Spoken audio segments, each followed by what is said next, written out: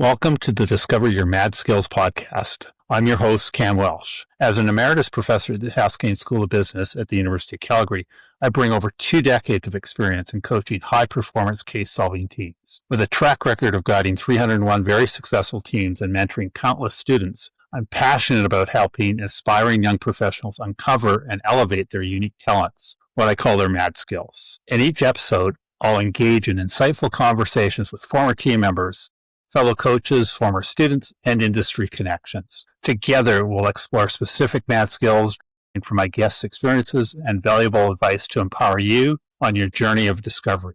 Join us and start transforming your potential into remarkable skills that will set you apart. In this episode, my guest is Astrid Eckstein, a longtime instructor at the University of Calgary. She's played a significant role in developing students who participate in co-op programs at the University of Calgary, and has also been involved with the Fusion Future Skills Innovation Network program developed at Concordia University. Our conversation will focus on our experiences in piloting and teaching Fusion's future skills modules in her classroom.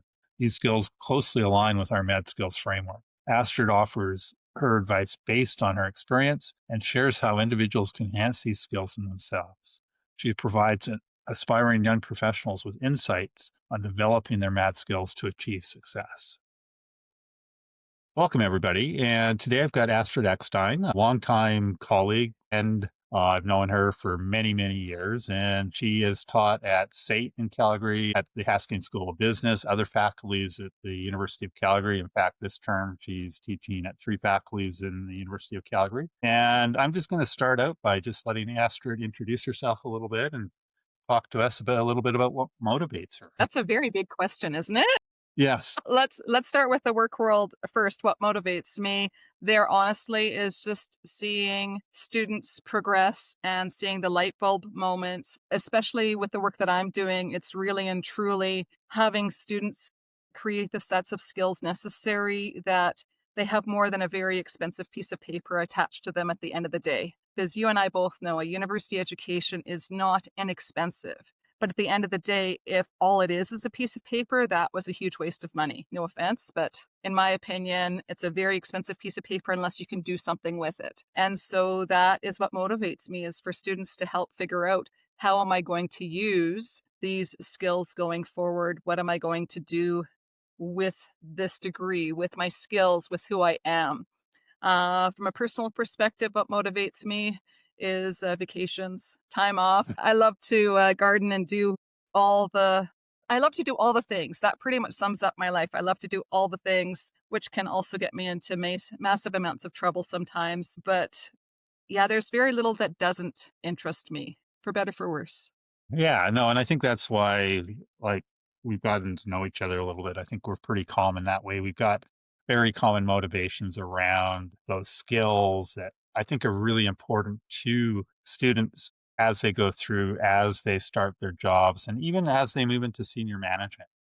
Those skills around creativity, the things we often call, I guess, leadership or soft skills, become really important. And I know you've been really involved with the Fusion program that I think originated in Concordia, if I am correct, and is at the University of Calgary, that really deals with future skills. And I think helping educators, and I think that's where I want to focus this, is helping educators really learn how to teach future skills, and maybe just give us a little bit of background around Fusion and sort of your involvement in that, and then we can go from there. No, absolutely. I mean, if you want to back up the train in terms of just talking about skills so people know where I'm coming from, we basically have what we call technical skills, or some people will call them hard skills. And I always like to say hard skills in quotation marks, simply because hard skills don't mean that they're more important.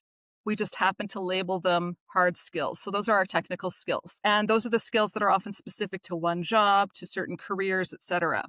But the skills that you can take with you wherever you go, regardless of your job, we call those, they have so many names. We call them soft skills, not because they're less important than hard skills, just because they're the opposite of hard skills. We call them professional skills, or transferable skills is one of my favorite names for it. So the transferable skills really are the ones at the heart of the matter, where it doesn't matter what job you're doing, you take those skills with you. and are the skills that are actually much harder for anyone else to replicate in the exact way that you would do it. I know a lot of students are scared of AI coming, at least some are. And I'm like, at the end of the day, no one can replace you because we as individuals are 100% unique. There's no one else like us in the entire world. And so, what I love to do is to really emphasize that no one else can use your transferable skills the way that you do, but you get to take those skills with you. They're part of you wherever you go. In terms of Fusion, what it links back to is that at the time Fusion was just coming out, they needed people to try it out and use it. And at that point, I was teaching within the Haskayne School of Business co-op program. And so they're like, here, this seems like a good fit. Go try it out. And I used it there at the time that followed. I was also teaching in the honors program. And again, I'm like, oh, let's try it out. And really, it was just a matter of sitting down with the modules that had been developed at that point. At that stage, there were 3 modules. They were metacognition, which is thinking about your own thinking. It was communication and problem solving. And so they said those are the 3 most critical skills. And when the program first developed, that's the 3 that they were focused on. So the idea is that they had learning that went along with it, and then a workbook format that you could fill out, that the students could fill out, sort of taking it and applying it to whatever it is that they were learning. So it's called applied learning because the idea is that they would take it. In my case, it was the co-ops. So they would take it and say, well, this is the communication I'm working on within the workplace. Here's the skills that they say I'm supposed to be using. And then it was basically this experimental process where the students could say, well, now I'm going to try this, see what happens. Now I'm going to try this, see what happens, etc. And really trying to discover the reality between what the academics say and what real life experience provided them with. But then more than that, putting that together and really trying to discern then, well, what does that mean about me going forward? What does that mean about how I am going to approach that particular situation again? How will I communicate more successfully in the future? Like that idea that it's not just this learning and then we put it back to the, back in the recesses of our brain somewhere, but that we're really trying to create a way of more successfully moving forward, saying, well, this is what I learned. This is how I'm going to use it. So this is how I'm going to change my behavior for the future. And it was that change behavior piece that I think that I discovered over time was by far the most difficult, because it's much easier for us to recognize, well, this is what happened. This is how it went. And, we can talk about all the good lessons, but then changing our own behavior, that's next level, because it is not easy to change our behavior. And so over a variety of different, like I said, lessons, etc. That's what I sort of gathered out primarily from those things. But I also discovered for the students themselves, they discovered the value in that critical self-reflection in terms of going, oh, well, I never thought about it that way, because we tend to approach virtually every problem that's out there with the behavior that has worked in the past, right? Without maybe thinking, oh, well, maybe I should try something a little new, or how can I modify it to make it a little bit better? And so it really provides an opportunity in a relatively safe way for students to go and experiment with that. And I say students, but in this sense of the matter, this can be true for all of us. Like, we're all students in the sense that we're learning how to do these things better. Like Cam, you were saying to me earlier, you were learning how to do podcasts better. You were learning all these skills, and that's true for our whole lives. Like, this is a never ending process, something that I plan to be learning until I go down to the grave one day. You know what I'm saying? Like, that's what I want to be doing, because that's what life is about. Like, it's about learning and growing and living out the purpose that has been set for each of us. Yeah, no, and I totally agree with that. And I think one of the things that I think you said that's really interesting is sort of that behavior part's the difficult part. And I think particularly with students, and I see this when my case teams just form, is they're looking for a magic panacea. I actually taught a course of an intensive week-long course a few weeks ago. And I think a lot of students were looking for this sort of panacea type of thing that I could sort of, here's the wisdom. This is how you learn how to communicate better. And I think the first couple days were really just getting them to start to take that in. And I think you mentioned sort of this idea of critical reflection and the way that that plays a role. So maybe talk a little bit about that in terms of how you wound up using that, especially in those early days when I'm sure you were like me when I first started coaching teams. I had no idea what I was doing.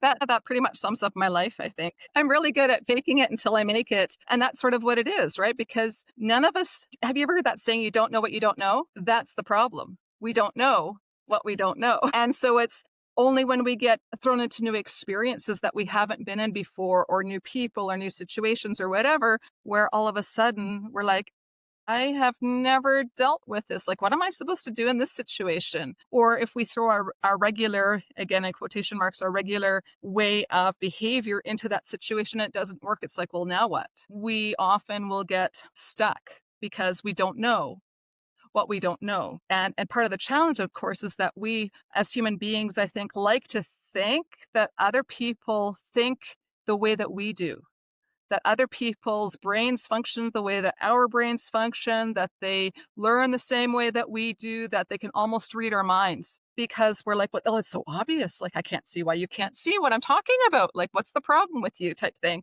But that's human nature.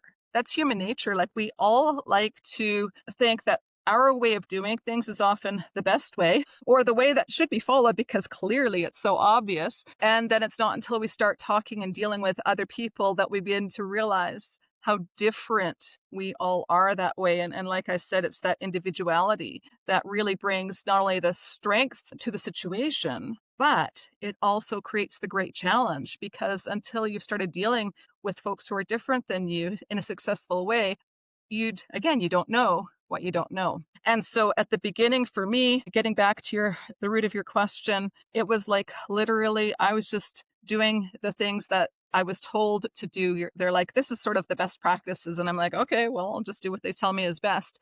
And over time, what I discovered is that when it comes to critical reflection, that there probably is no one best. There are multiple excellent ways, and it really depends on the situation and it depends on the individual that is going through that and even the circumstances and the time of their life and what possibly is going on with the rest of their lives. When it comes to the Fusion workbooks, it stands, I think, for, let's see if I can remember, the future, gosh, now I'm forgetting it. The Future Skills, Skills innovation. Innovation Network, I believe Yeah. that's Yeah. exactly it. And so they were trying to come up with these generic workbooks to teach these transferable skills to any student in virtually any situation. So it's really quite generic. It's like, well, here's, sort of what we've discovered to be the best tools. You go through what they call the explore phase. The explore phase is just like learning about the skills and sort of thinking about how have I done this in the past? Okay, so you put that to the side. Then the next phase is really the one that I think takes the longest, is that what they call the apply phase. So the apply phase is where you're just going out and you're trying new things, but you're really trying to take the time to say, okay, I'm going to try this skill this way, and I'm going to try this way. And you're sort of sitting back and trying to observe, see what happened.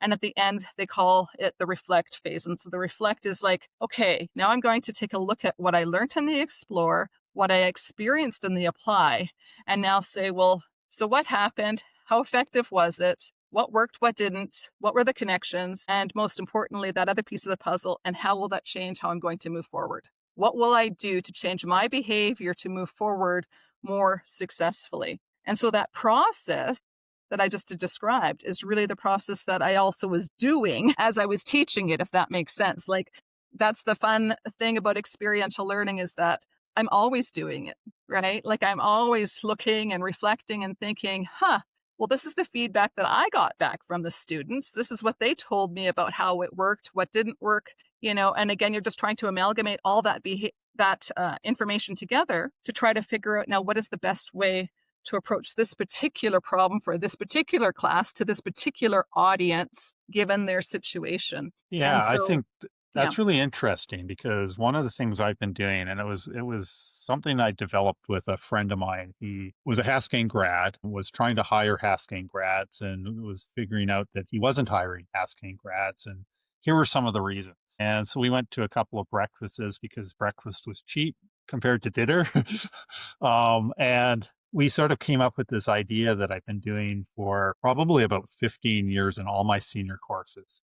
And originally it was a log. Now it's a blog that's done at Haskayne on D2L as a private blog between me and the student. And it's really about getting them initially just to set some goals. And I don't really care what those goals are unless it's a grade. They get docked for a grade because a grade's an outcome, right? And I think that's sort of the place that we start with that.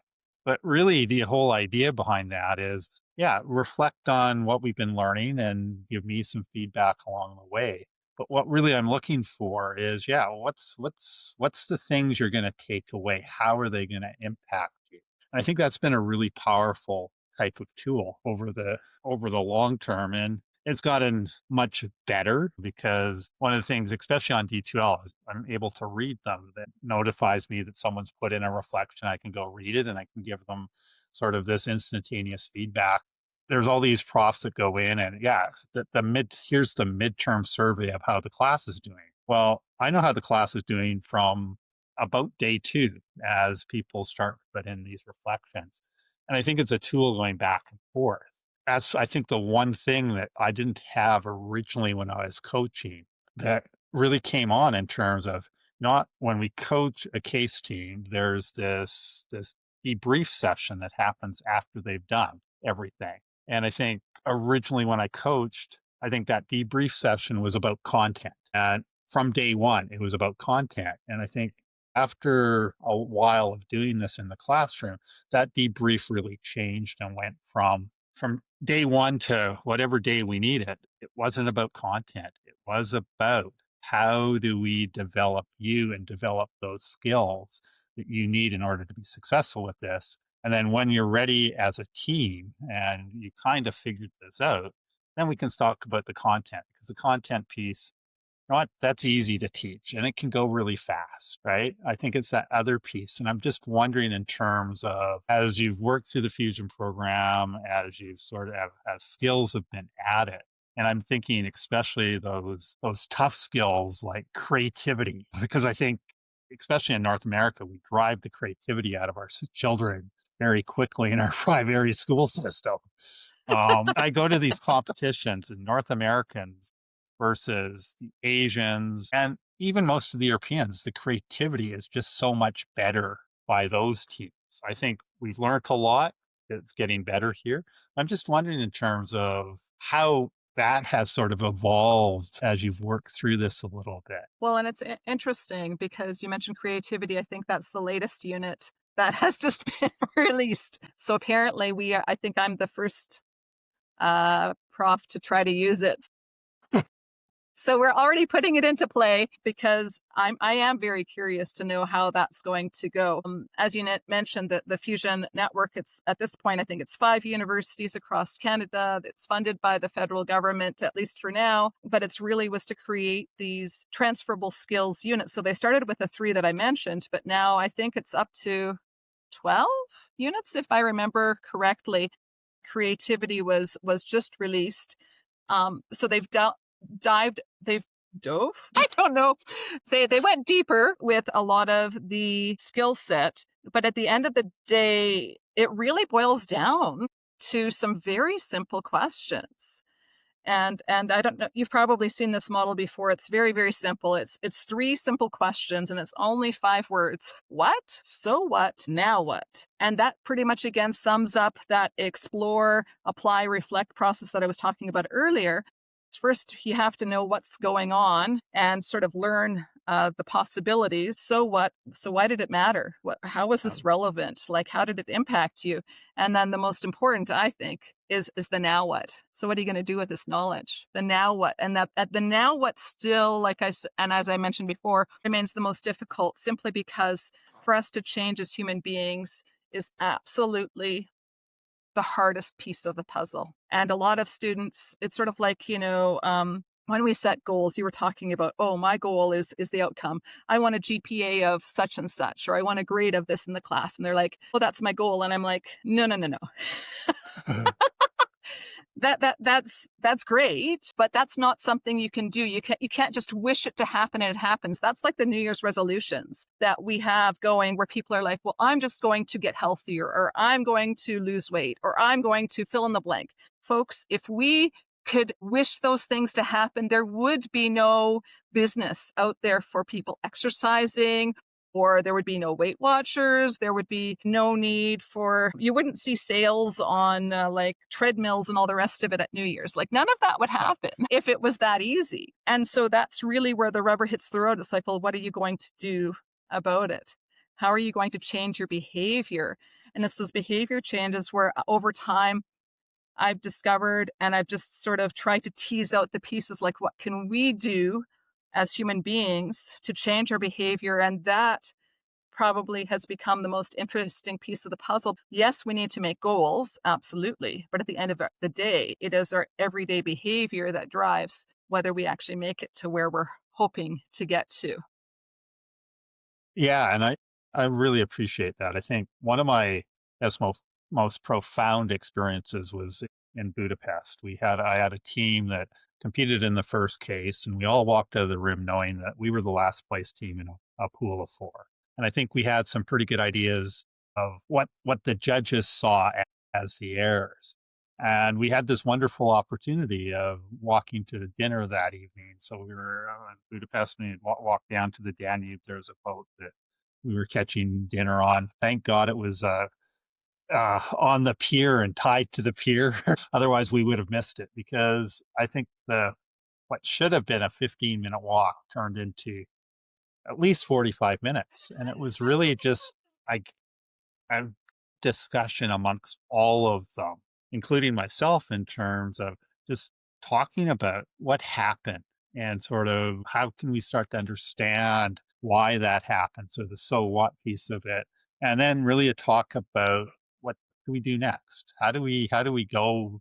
And the next case that we do in Budapest is spectacular. And the next case they did in Budapest was spectacular. We had a little bit of advantage because the next day was a cultural tour. So it was, I don't know, 14 hours on a bus through through rural Hungary, getting off at these different things. And one of the things I really noticed is, I think from that conversation, they started as a group of acquaintances. They'd been brought together as this team. And those two experiences, that walk to dinner and the next day, in terms of being stuck on a bus uh, for 14 hours, they turned into friends. And I Absolutely. think that was also part of the magic that turned them from this was a total disaster to this was a really spectacular performance they did get. And it's not that they weren't talented. This was probably one of the most talented teams I ever had over my 301 teams. But it was that they went in, they made a couple of bad decisions in terms of process in that first case, and it led them down the road. And we stepped back, sort of understood that. And so I'm not sure how this turns into a question, but I think the question is really in terms of thinking about those types of experiences. How do we kind of get that thing happening in a classroom? How do we get that happening in a team group? Any thoughts on that? My goodness, so many thoughts, so many thoughts. I can tell you that that is one of the primary drivers of one of the courses that I teach, which is Introduction to Business Skills. So, for instance, and it's really interesting because I just actually had a student reach out to me who had taken the class last year. And in the midst of the class, the same student she is very, very intelligent, super smart. And that was her struggle. Like she's like, my group members aren't doing the things and I don't know what's wrong with them, but I cannot deal with this. And I won't go into the exact details, but I totally got it. And I'm like, listen. So at the end of the day, I said, we got to talk about here's your strengths. I said, what are the strengths of your group members? Because we all have strengths. So what do they bring to the table? And the whole class really is situated on figuring those things out, learning how to work with a group of individuals who you probably have never met before, who all are extremely different from you. And so the entire class is structured around group and group exercises. And the students get frustrated because they're like, oh, I'm in a crappy group or whatever. And it's like, welcome to real life. You don't know who you're going to be with. And some groups you're not going to enjoy as much as others, but you still need to be able to make the best of the situation. So the question is, what are you going to do about it? Goes back to that. What Yeah. are you going to do about it? Are you just going to sit back and wallow and go, woe is me? Or are you going to try to change your behavior to help others work more effectively? Is at the end of the day, you can only control yourself. We can only change ourselves. We can't make other people change as much as we think we like. To be able to do that, we can't. So what are you going to do about yourself? So in that class, I was talking to the student, like I said, and she said to me, she says, because she was asking for a reference, and she said, the reason I'm asking you for the reference, she says, is because you saw the worst in me, but you also saw the best of me. You saw how much I changed over the course of the semester. And I'm like, you really did. She really progressed from this, everyone else maybe isn't doing the things that they should be, to something where she says now these people are like her best friends, even though, the year before she wasn't very fussy about any of them. But that's how life goes, like you have those experiences with people, and it doesn't mean that you're always going to like those folks. You might not like the decisions that they have to make and all the rest of it. But again, so what are you going to do about it? What are you going to do about it? How are you going to work successfully with those people, but also that gelling, I think, of going through hard times together. Like you mentioned, like in Yeah. Budapest, going through hard times together will often gel a group way better than just having this wonderful success ever since the get-go, because it's the hard times that make you really dig deep and go, why are we here? What is the point? What are we going to do again to move forward successfully? And so really that idea of group work is the driver of so much of what we do in that particular class and in other classes that I teach. Like, so for instance, in the Faculty of Arts, the Faculty of Science, they often do not emphasize group work as much. It's not sort of as much a part of their culture. And so within those courses, I intentionally scaffold learning. So we start with, well, first, who are you as an individual? What are your strengths? What do you bring to the table? And there's lots of tools to figure those things out. What are your values? What do you really care about? And then the next question is, well, then now put yourself into a group setting. Now, what are you going to bring to the group? But also, what pieces perhaps do you need some help with? Right. So in other words, we call it, how will you mentor others, but how will you need to be mentored? Because we all need to be mentored in certain areas. Right. And that then goes into the team charter. And the team charter, I'm sure you're very familiar with it, but it's just, again, a way of group members communicating with each other. These are our rules. And your rules as that team don't have to be the same as anyone else's rules. They're just the rules that you agreed upon. And one of the things that I often will emphasize, especially for student groups, is that you need to come up with a decision-making process that you're going to use. And oftentimes we've been taught like it's like majority rules, it's like a democracy, or we have to come to a unanimous decision. And what I suggest to groups is that neither of those is particularly effective, especially if you're going for speed, or you're a situation where if you have a small minority, that might always be left out, right? So those folks will never feel like they're part of the group if you do that. Instead, a better approach is, what's a decision that everyone can live with? What's a decision that everyone can live with, regardless of whether you think it's super fantastic? Like at the beginning, you just need a starting point where everyone can buy in, so you're all in the same boat together. And that you're traveling together and you don't have some people off using your word picture before, say off on the dock somewhere, just watching the people boat away or whatever. Like, you need to be together on the journey if you're going to figure those things out. So those are some of the things. And then after we build the skills, we talk about it. Another key thing that I like to bring up is the idea of conflict. And it seems to be in our society today where we have become very conflict averse, where no, we should all get along, we should all think the same things. And you know what? We're never going to all think the same things. I don't care, but we have to be able to disagree with each other in a way where we're not hurting one another. Where you can just speak the truth to other people, and they can speak their belief to you. And you don't have to be besties. You don't have to agree about everything that they say, but that you can still work together. So this idea of conflict, I just try to present it as being absolutely, utterly not only normal, but expected. And then students are like, no, no, no, no, no, we're not supposed to have any conflict. And I'm like, yeah, you should be having conflict, because if you're having zero conflict, what does that mean? Does it mean that you are all just going along with each other because you all want to just be best friends? If you're trying to really and truly come up with the best decision, there will likely be some conflict, because you all have different backgrounds, you all have different thought processes, you all have different experiences. And to get the best decision out of that does not mean going along usually with one person. It means trying to come up with something that's even better than what any one person could come up with, which means you will have conflict. So the issue is not conflict, it's out of control conflict. And making a distinguishing between those two, I think, is really huge. And just normalizing conflict and say, yeah, you're going to disagree with people. That's okay. How are you going to deal with conflict? And giving them the tools and the language with which to discuss those things is really big. And then the last piece of the puzzle is, again, giving them things to do. So in the one class that I'm thinking about right now, we give them a group presentation.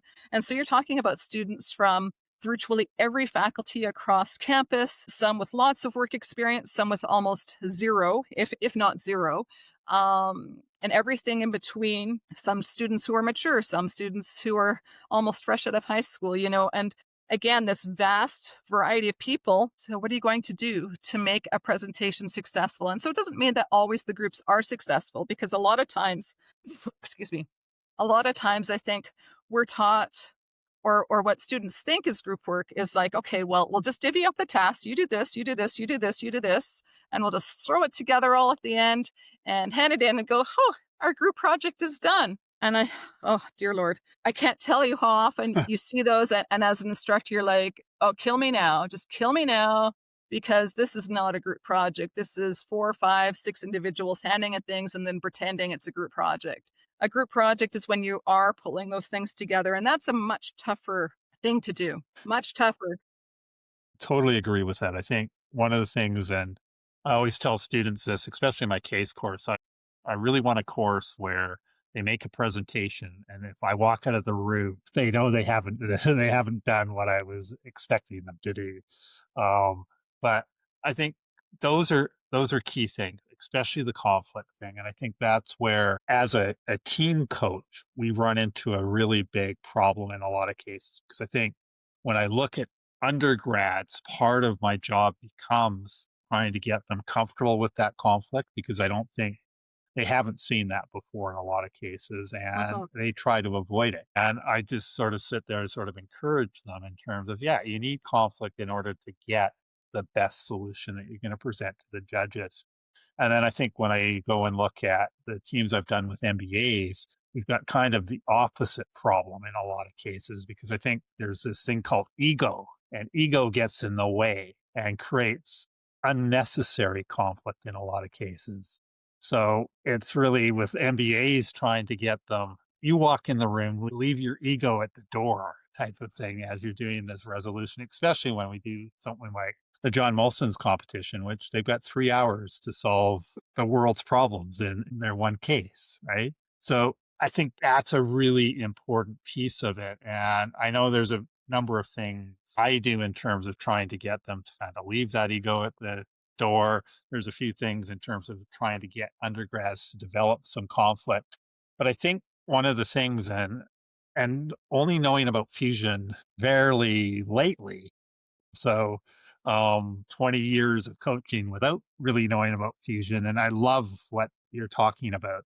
But this whole idea that, yeah, this is something that is hugely important in terms of helping us develop these types of skills that aren't the hard skills. The hard skills are pretty easy to get people to adapt it to and to learn. The soft skills become that much more difficult. But that's one of the things, and one of the reasons that I sort of, it came to mind. And then when you talked about the fusion program, it sort of really, really clicked with it. But this whole idea of how do we get sort of this whole idea into our education system a little bit more, where it's not about just content, right? And I think this is one of the things I've sort of adapted in a lot of my senior classes is, yeah, there's some content pieces here. And you know what? I can talk a little bit about it in class. You can go and read about it. We can do some sort of assignments and exercises about it. But I think a lot of the class is really about trying to get them to develop sort of relationships within the classroom. I think a little bit more between students, between instructor and student. And I guess the question becomes, how do we get more of that happening? Because I think a lot of post secondary is someone up on a pulpit, sort of, here's the knowledge, I'm going to transfer this knowledge to you. But we're not transferring those things that are Mhm. really going to help make them successful. And when I look at my case team, those students become successful in life, Oh, right? They're absolutely. doing what they want to do. And so maybe your thoughts on Well, I think it's interesting because what you just related to me is that sometimes we can be our own worst enemy. And so that idea of leaving your ego at the door, I think comes down to humility. Why are you there? Are you there to show everyone else how much you know? Or are you there to help make the students the best that they can be? And that's a very different way to approach a problem. It's similar to what you talked about with the MBAs. Is it going to be about me? Or is it going to be about we, about us as a group? And the most successful leaders, and I've forgotten the name of the gentleman who did this research, but they talk about like level 5 leaders. And the level 5 leaders are the ones who are basically willing to park their ego at the door. It's not about me. It's not about making myself look good. It's about making our organization great. And it really comes down to that. I think when we as instructors have shifted our focus from me to the students, and of course I don't say that in the sense of we've totally forgotten about ourselves or taken care of ourselves or whatever, because that can also be an extreme, right? Like I sometimes go into that where I'm so concerned about all my students, I forget to look after myself. So that's a personal thing. And I've learned there, if I can't look after me, I can't look after them. Do you know what I mean? So that's, excuse me, super important. But if we come into the classroom, like, why are you here? Are you here for you because you're the expert, or are you here for the students? The other challenge within the education system is you have to realize the environment within which we work. Like we become often like the people that we work with. And for a lot of our academics, if they have not worked outside academia, things that are considered normal within academia are not normal elsewhere, like not even remotely normal. But again, you don't know what you don't know. And so it's really the people that you hang out with, it's the things that you do, it's the things that you're involved with outside of academia that will challenge some of those notions. And again, I'm not saying this in a blaming way because we each are a product in some ways of our circumstances and who we hang out with and all the rest of it. And so that's true also for academics. If you're only hanging out with other academics and it's all about the content and it's all about the knowledge and being an expert in this one particular area, and if that's what's honored, then why should we be surprised that we're not creating these transformative experiences for these students? Um, I think that's interesting. It sort of reminds me. Brent Schneider just wrote to get comments about Peggy Hedges for retirement, and there was one about what impact did Peggy have on your life or your teaching. mhm, And mine is kind of weird because most of my contact with Peggy has been at conferences. Traveled to conferences together a fair amount, and mine starts off with things like mountain biking in Fontainebleau or kayaking on the Hudson River in New York. And I think it was just that the impact she had was that, yeah, the conference, but there needs to be that fun piece of it, right? mhm. You need to get away and do stuff. And I think that really has influenced me also in terms of how I've coached teams. When we go to places, it's just not all about here's the competition, right? Yeah, yeah. Fun is having fun is one of the most undervalued things that we have in academia because I have discovered, and research has proven it, by the way, that the more fun that we have when we're learning, the more memorable things that become. the things that we learn, we actually will remember, but we'll actually enjoy the process. So hello, to me, that's really become one of my focuses in my teaching is like, how can I make this fun? And it's not to take away or lessen the value of what it is that we're doing, but if we can make it fun, if we can make it enjoyable, if we can laugh and joke at ourselves. And I've started to throw in a lot of memes into my classes, especially ones that are more asynchronous, just to try to show my sense of humor through the process and to try to make it fun. Like, so people are like, oh, I wonder what she's going to do next. Like, hopefully it's not something too crazy, but do you know what I mean? Like what's going to happen next? What is there? But is that enjoyment piece of the puzzle? Like I talk a lot about experiential learning, and I'll ask students, I'll be like, okay, I said, who here can remember a museum trip that they took like 10 years ago to something, right? And they're like, oh yeah, me.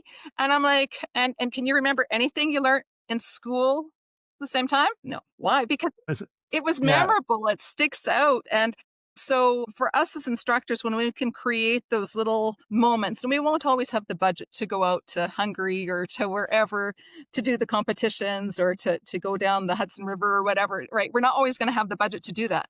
But what are the small ways that we can make those moments happen, and how can we focus on really and truly what our focus should be, and that is moving our students forward so that they can be successful as they move forward. Like I said, that is really the one thing that drives me. You asked me at the beginning what motivated me, and that's it. It's like Yep. that degree has to be way more than just a piece of paper. It has to be something where they can communicate successfully about themselves. It has to be something where they have become a new person and that they can communicate the skills that they now have and that they can take forward into the workplace, and that they can communicate what makes them one of a kind.